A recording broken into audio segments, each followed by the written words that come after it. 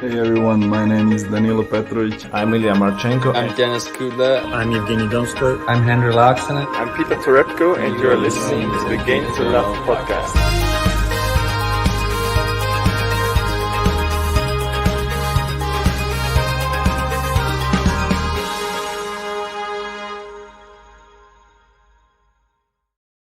Oh, good evening, tennis fans. We're back with another Game to Love podcast. And this one, bit somber news, unfortunately. Dominic Thiem. We were hoping to be seeing him playing in Australia. Unfortunately, it looks like we will not be seeing Dominic Thiem.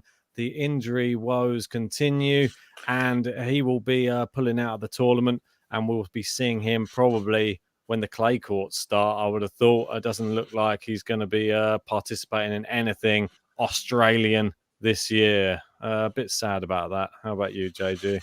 Yeah, definitely. Makes sense, though. I can see he's taken a little bit longer than expected to come back from his injury. We'll see him on the clay courts where he's at his best.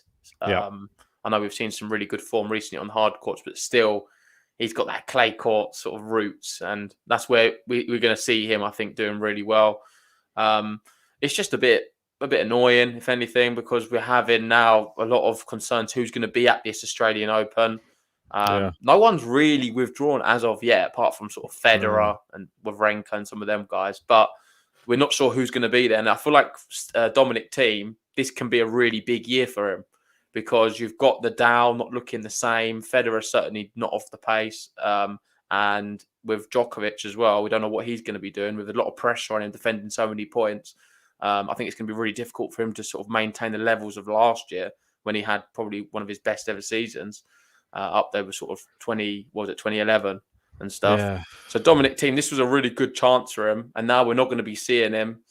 It kind of sucks. I totally agree, mate.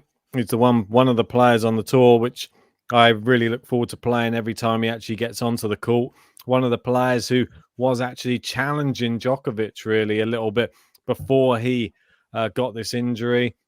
Won that Grand Slam in the US Open. It was super exciting.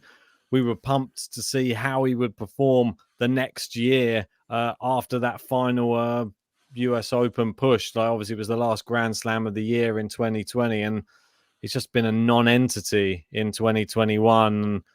Super sad. Someone who's gone from literally like the pinnacle and the summit. He reached the summit. He was he was up there with the very best. He was beating Rafa. He was beating Djokovic regularly. And I liked that whole dynamic. Even against Medvedev, he seemed to be able to go toe for toe with Medvedev. Yeah, beating him straight sets in slams. And it seems like it's a long way off that now. I mean, if you put them up against each other now, I think that Medvedev would probably do the reverse to him, if I'm honest. I don't see Dominic Thiem competing. Maybe not on the clay, but definitely on the hard courts. Yeah, definitely. I don't think. Well, even now, like you don't know, because Dominic Thiem, if this injury is really bad, I'm glad that he's giving it the attention it deserves. Yeah, it needs some time.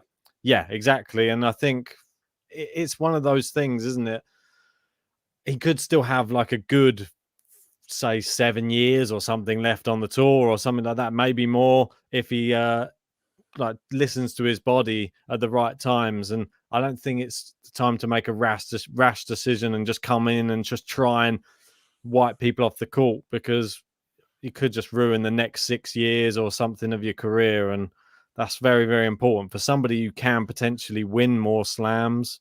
I just hope he's there for the French. That's all I'm going to say.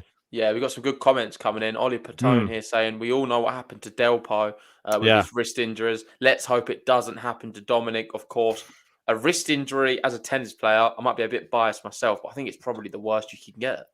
It's got to be up there. Shoulder. What can be wrist, any worse than elbow. The wrist is so important to play tennis. And if you're having issues with your wrist, you can't play, quite frankly. I know there's a lot of injuries you could say the same about, but the wrist one seems to be probably one of the more frustrating ones, because your body's sort of telling you can do things. He can run around and cover the court just like normal, but the wrist just won't allow him to, which is just really sad. And we know what's happened with Del Potro. We keep thinking, is this year going to be the year he returns? Doesn't look like it's ever going to happen now. And when we do see him, it'll be like a send-off sort of match by the looks of it. if at all. We've got Egder then sort of following up saying Thiem probably going to be a Delpo or one slammer. Do you think that could be Thiem's destiny? One slam and gone? It's possible. If he that's my big worry, is because while you're out injured, even though he's like one of the best players in the sport, everybody else is still progressing whilst he's out, and you got to take that into consideration. Medvedev's not the same Medvedev that Thiem beat in straight sets in these Grand Slams. Zverev's now better mentally on the court. Casper Ruud's now suddenly closing the gap as well, especially on the clay court. He's and then you've got the Sinners, the Alcarazes, all of these new guys as well. I think Dominic Thiem's coming back to the tour in a very different place to where he left it, and he's going to have a little bit of a shock. He's not going to be no longer that guy. Even on the clay courts, we see Tsitsipas. He's not been getting much of a mention with regards to his tennis recently, but he, for me, was still the best clay courter of 2021. I thought he was phenomenal until that final on Roland Garros, which he played pretty well. Djokovic just went into another level and played amazingly when it mattered. But Tsitsipas was the sort of the prince of clay, taking it from Dominic Thiem. Yeah. So we've got that dynamic as well. Is Thiem going to be able to even beat Tsitsipas now? I think it's going to be really tough. I think a lot of players are going to struggle to beat Tsitsipas. I'm hoping that we get to see the same Tsitsipas that we did at the beginning of last year. He looks like no one else could stop him, I don't think, other than Novak Djokovic. I mean, and it seems to be the way in a lot of these players. They get into their first slam finals and they're coming up against Djokovic, and it's just recipe for disaster, really. Like you saw, obviously, Dominic Thiem, he suffered in Australia. He was in a winning position, lost. And you obviously seen it again. We saw Berrettini in Wimbledon, lost. And you've seen, obviously, there with Tsitsipas, 2 sets up, lost. Medvedev, when he played him in Australia, lost. It's just when you play him on the first time, it's always just a bit of a shock. I think you're not used to being in the slam final. Djokovic has been there umpteen times before, and I think now we might see a slight change. If they were to meet him again, I think you do see a change, because players, they've been there before and then they make the adjustment, like Medvedev in the US Open. You saw a lot less nerves and was able to hold his nerve in the big moments a lot better. I think that's what it is. It's holding your nerve, and it's the mental side as much as anything else. Let's actually look at some of the tweets. As you see, Dominic Thiem, the latest high-profile player to withdraw from the event, and that also obviously includes the ATP Cup. We'll next be seeing him, I believe, I think it's Cordoba in Argentina. I think that's the big one where there's going to be a few players there. I saw Diego Schwartzman sort of wishing him a safe return to tour and looking forward to seeing him back, which will be great. And there's going to be some really good players in this sort of South American swing, the clay court swing. I can't wait for some of these events, because you've got Casper Ruud, who you could say is probably the one to beat if he's entering them. And then some really good players sort of in and around as well, who's going to be challenging. Serendolos as well. Can't wait to see them back in the South American swing. I'm sure they'll be getting... I'm sure Juan Manuel will get a wild card as well. Oh, I think both of them. Maybe Baez. Baez. You've got some amazing players that were waiting to come into that clay court swing again. I think the back end of last year has been really good for some of them. I'm quite... the name that no one brings up is obviously Talon Griekspoor. I think that's a name that could start creeping more and more into the forefront in 2022. He won, 8 challenges in a row at the back end of... No, not in a row, sorry. I think it was 5 in a row. 8 in the whole year, but 5 in a row, which is... There's a record on the challenges, and crazy. He was the best player by some distance. No one could stop him. If we just wind back to Dominic Thiem, let's have a look at his statement. It's quite a long one, I know. Sorry, apologies. I was already halfway through it. So... Do you want to have a look at this first? Or this is the big news. Let's get to the top, because it is quite a long bit. Maybe I'm not going to read it all out. I've changed my mind. But if we just read this, you can see Dominic Thiem, the first ATP top 15 player to withdraw from the Australian Open. We still don't know what Novak Djokovic is doing. We don't really know what Rafael Nadal's doing as well. Nope. We don't know the status of some other top players, whether they're vaccinated. We know you need to be vaccinated to go. I think Medvedev and Tsitsipas are there. They're okay. I think they're both vaccinated and going. I think Craig Tiley? He's come out and said that there's going to be there is some players with special exemptions. So let's just wait and see with that. No more speculating. I think we've done it enough on the podcast. So many podcasts about Djokovic and stuff. But Dominic Thiem officially, he will not be there. And that's the first one to withdraw. And he's going to lose 1,200 points from the 2020 final. All the points are dropping off now. And he's going to leave the top 40. This is why I was pushing you, Ben, to do this podcast. Because I think it's really important we do it before we do our sort of top 10 predictions for 2020 in the rankings. Because I'll let you into something. I actually had Dominic Thiem sneaking into the top 10. I thought he could sort of maintain that position and have a really good year, starting off in Australia. Since the news, I've ditched him. I've knocked him off the top 10 completely, and I've replaced him with someone. You'll have to wait and see for that one. We'll be doing them videos tomorrow night, I believe, for both the WTA and then an individual video for the ATP. But now, Dominic Thiem, he's going to be leaving the top 40. Yeah, can you believe this? He's going to be dropping below Martin Fucsovics and TFO, Bublik, Alex de Minaur. Alcaraz will now be ahead of him as well. He's in 32nd in the world. I mean, it's pretty crazy. There's part of me. I know I don't want to really spoil our predictions. I didn't really consider Dominic Thiem. I'm worried about the injury. He's not one that I was. It surprised me that you didn't consider him. Not really even thinking about him. He was so close to me. I think he definitely. Listen, Ben. I think you've got too much recency bias there. It's not even about that. All he has to do for me is play at a good level, which he can do, and play at a few tournaments, and he can definitely reach top 10. He's that good. No, but I think that you're forgetting about the fact how the game's moved on as well. I think that Thiem back then would have. I don't know. I'm not so sure if Thiem now would, because now you've got other players knocking on the door. You've got your Yannick Sinners, your Hubie Hurkacz. You've got even someone like a Shapo on a good day could potentially knock him out, or maybe even a Karatsev, like people like that. There's a lot of people there. Fritz was looking good last year. There's too many people for my liking that on their day, they don't have the injury worries that Dominic Thiem does. And there's part of me that thinks that if it starts going badly in a match for him, it will take over like mentally for him. And I think we saw it in one of the matches that he had. It was fairly recent. It was one of his last matches, but he just looked so out of sorts. I mean, obviously the injury was there, but you've seen other players fight through certain things, and he just looked like a beaten man on the court. It was just, I've never seen Dominic Thiem like that on the court before, and it made me really sad. Just I wish there's nothing you can do, man, with bad wrist. So no, exactly. I know. Just looking at that golden swing, which he's announced that's his aim to coming back for, playing the full schedule of Cordoba, BA, Rio, Santiago. Really, if we're being serious, Dominic Thiem, you expect to be favourite for all of them, but he's not going to be now, is he? No. I think you'd have to look at the likes of sort of a Casper Ruud and some of the others. Even if we see Alcaraz there, Schwartzman, some of them guys, they could really pick up some titles. And even if you're looking at sort of Ramos Vinolas against, say, a Dominic Thiem coming back, I think Thiem could struggle slightly. Alcaraz. Yeah, I said Alcaraz. You said him. Sorry, apologies. Ramos Vinolas, I totally agree with you. I think that he could definitely be there in there. And someone like a Del Bonis maybe as well. Yeah. Like another player. All these players are solid clay court. But as you mentioned, Ramos, he was in a final last year, wasn't he? He did very well. No, didn't he beat Norrie in the final? Didn't he? Yeah, that was it. So he was down in the actual final and came back.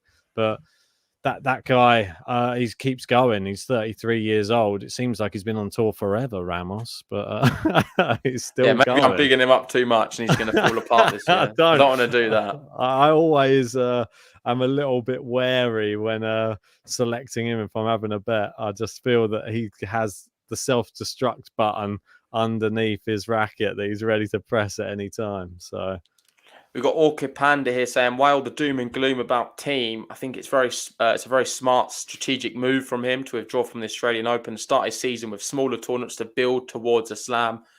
I kind of agree as well. I think maybe some people in the live chat, and certainly you have been a bit more doom and gloom about the situation, but I can understand where you're coming from.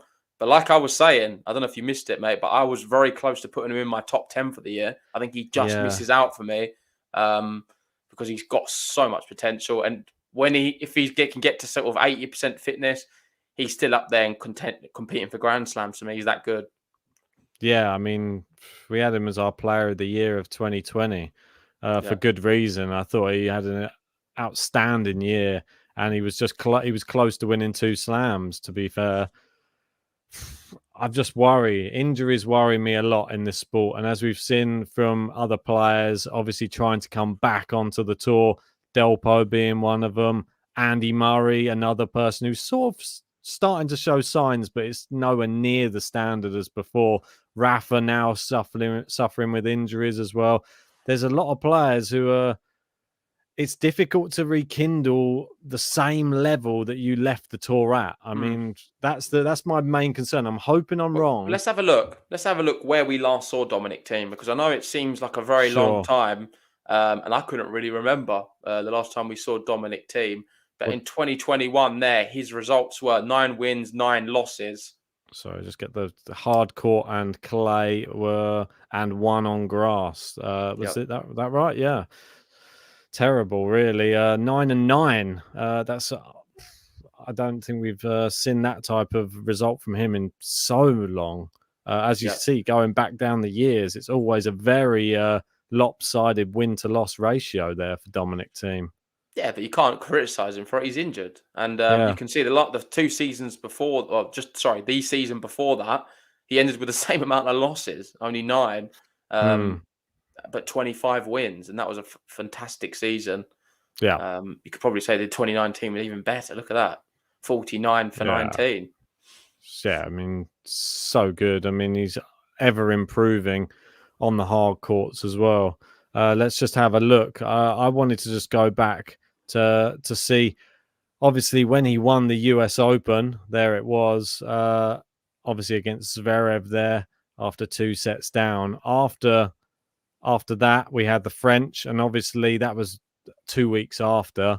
I don't think we can blame him really for going out to Schwartzman. He had a 5-setter against Gaston, then another ridiculously good match as well. We had a good event there. Impressive, beating Casper Ruud, Cilic, Gaston. That was epic, that Gaston one. And even the Schwartzman one was a really good match. So he was playing very good tennis here. No signs of injury. I'm not sure when the first signs were, whether or not it was Vienna. Well, that was a different injury, wasn't it, in Vienna? That was when he had blisters and stuff like that on his feet. So it was nothing to do with the wrist. Just sort of burnt out. Yeah, definitely.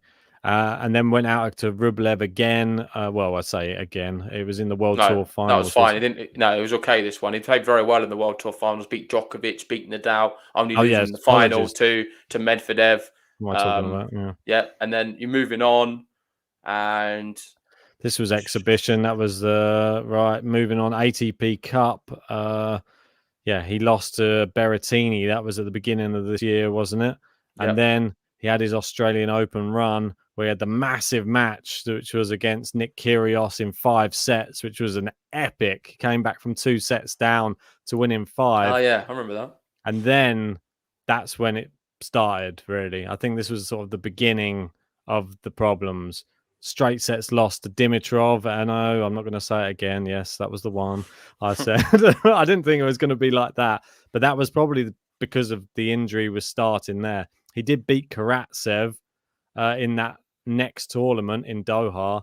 But then he did lose. All of the matches are becoming a lot closer. You can see like he's a big 3-set matches, all long drawn out affairs. And losing to Batista Agut there in 3. Then he lost to Lloyd Harris, remember, in Dubai. Yep. Lloyd Harris made the final there. Had a good tournament. Then that's when he took a break, didn't he? We didn't see him for a few months. 2 months, Came back, lost to Zverev in Madrid. That's pretty eventual normal. winner, but not bad. It's very, very good. I think he's going to win that event for many years to come. And just some of the more recent ones have been a lot more disappointing. Against Martin, it wasn't great. Sort of just about scraped through it, then lost to Sanego, and then from there on, did he win any others after that? I don't think he did. No, I don't think so. That was his last. Then there was just the 3 losses: matches. Manarino, Anderhart, and Cam Norrie. With the last one in Mallorca, he's not even finishing the match. So that was in June time, 22nd of June. Yeah, and he was winning as well. So it just goes to show how much it was plaguing him, that injury that you pull out from a winning position. It was worrying. I think the ones that worried us the most, I think, were those three, though, like you were saying before he pulled out that final one. That Norrie one was very uncharacteristic. I know Norrie had a great year. Don't ever really see him beating Thiem in straight sets like that, though. If Thiem is on his well, we've seen Norrie with game. Tsitsipas. You can't get any close to him. Exactly, and you'd expect the same. And the Andahar one, he was 2 sets up and he lost in 5, and that's just Thiem at the French. That's never would happen if that's the real Dominic Thiem playing. Very, very sad, and that just seemed to be sort of like the end of the year for him. I think he tried one on grass, and it just didn't work out for him. That was in Mallorca, wasn't it? So yeah, very sad. Sort of fall from grace, really, after the US Open big win. Everyone was expecting big things from him, and it's just sort of petered off a bit, unfortunately. Was it maybe too much tennis? I don't know. Like, he was one of the ones, remember, during the lockdown, everyone was like, we just couldn't stop saying, he's played like about 70, 80 matches. He can't. No, let's be honest though. He won a Grand Slam off the back of all of them matches. So yeah, it just happens. He just got injured, and that happens. It's sport, professional sport. Is it because of his work ethic and is he overtraining? Because he overtrain? Potentially, he does. That's like one thing like to take into account. He's always there on the training courts, hours and hours and hours, like putting in the drills. It's got to take a toll, surely. Definitely. Let's move on to the next subject, away from Dominic Thiem, on some more positive news. And we do have ATP Cup news. That's going to be start of January. And we have all the groups. I know we did do a little review. We'll do one probably closer to the time. But we do have some matches now, which we're going to be expecting to see first off. Sure. Yes. And they're going to be, we've got Chile versus Spain to kick things off. Tabilo, Carreño Busta. I think this is TBC, all of these, right? Or they announced? TBC, yeah. Yeah, we're not sure who's going to be the matchups, but it looks like we'll be having Chile versus Spain to start things off. And then in the evening, we're going to have Serbia versus Norway. Yes, that's well. There's the one big name there, which has got an asterisk next to it at the moment. We're all sort of hanging, waiting to see what is going to come in the next few days in the headlines to see if we get a little statement. I'm not sure what's happening because we did the podcast the other day where someone had someone from his team with information was like Djokovic isn't going to be playing ATP Cup, and now there's been a sort of retractment of that, and maybe he will be playing it. Let's just wait and see. I'm not sure. I'm none the wiser. There's part of me that thinks that I don't know. He could stop it though in just a very easy way by just announcing whether he's playing or not. Where's the fun in that? Eh? It's almost like he's giving the tennis media something to do in the off season. There's no tennis on, so Djokovic is going to keep us all guessing for a couple of weeks or something, just until the next tennis match takes place. I'm not sure if he'll play the ATP. I don't know why. There's just part of me inside that thinks that the Australian Open might be the next time we see him, but I don't know. We're not to be known in this, and plus he's got to fly when it kicks off in 3 days' time, the ATP Cup. So you better get over there sharpish because the jet lag isn't going to be too pretty. Let me tell you. Well, I'm sure it's a bit nicer when you're on your own private jet, but will he be though? That's the thing because they're supposed to be all taking chartered flights over there, and they're not supposed to be flying. Still even the top players. I believe so. I think they wanted all the players. Surely not. I think they. I don't know. I think there's different rules for the elite. I think there's always been that, and there's a lot of talk of medical exemptions as well. So let's see what happens with that. Was there anything else we wanted to cover on this one? No, I just the last one was just like a quote from Thiem saying his team had assessed all the matters and stuff like that, and they just changed his tournament schedule. But yeah, that was more alluding to the same thing about Dominic Thiem again, obviously pulling out of the tournament, sadly. Cool. I think we'll wrap it up there then. Anything, let me think. There was something I wanted to say, which is very important, in fact, and that is we will be doing a massive giveaway on Game to Oh. Love, which will start in January. So Hey. we're going to start that in January, and the giveaway is going to be tickets for Roland Garros for 2 people for 4 days of your choice. So that can include sort of the semis and the final, or before if you can't make that, whatever you want to choose. They're grand tier, isn't it? grand tier tickets. Yeah, I think so. We have all of the details, and if you want to enter that, stay tuned to the channel. Make sure you hit the subscribe button, and we'll be doing a video shortly on that, just letting you know how you can enter. Obviously, it's a massive prize. A big shout out to the people who arranged it. We'll be giving all of that information shortly when we can. But I'm just super pumped and excited for it, that we get to give you guys, the fans who've been supporting us, something back, and a life-changing experience. Let's be honest, because I've never been, and I have the privilege of going myself, and it's going to be life-changing. I can't wait to go to Roland Garros, and I'm sure someone who's listening can't wait as well. Oh, mate, I totally echo that. I really, really cannot wait for Roland Garros. If you want the chance to be involved with this giveaway, hit the subscribe button, share it with your friends as well. And yeah, just stay tuned to the channel, and we'll be putting out some little posts soon to tell you how you can enter that. Yeah, and make sure to join us tomorrow as well for our predictions video on the ATP and WTA. There'll be 2 separate videos giving our top 10 and all the Grand Slam winners for the year. Our predictions, you can let us know in the live chat. We'll be going live on all of them. So hopefully see you guys then. Take it easy, guys.